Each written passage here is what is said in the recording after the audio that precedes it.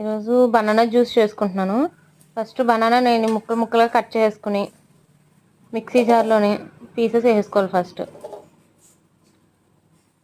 Banana juice నాకు ఇష్టమైంది జ్యూసెస్లో.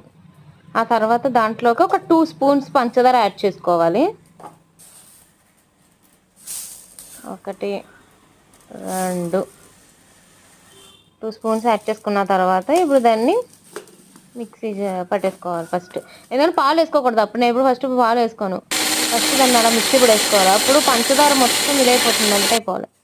2 క్రీమీగా అయిపోవాలి అలాగా. అది అప్పుడు పాలు వేసుకుంటే బాగా గ్రైండ్ అవుతుంది. అప్పుడు 1 కప్ పాలు యాడ్ చేసుకున్నాను దాంట్లో.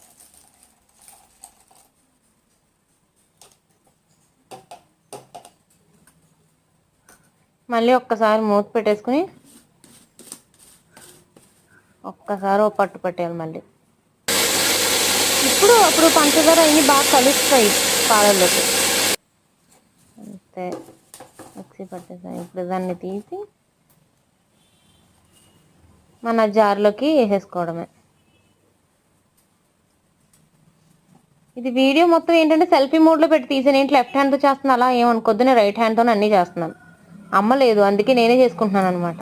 పాస్తా ఇది ఒకేసారి చేశాను. నేను పాస్తా చేసుకుని తాగాను అనమాట, జ్యూస్ చేసుకున్నాను. అందుకని ఇది సెల్ఫీ మోడ్లో రివర్స్లో ఉంది, అందుకని. స్ట్రాబెర్రీ ఇంకా జార్ క్లోజ్ చేసుకుని రెడీ. బనానా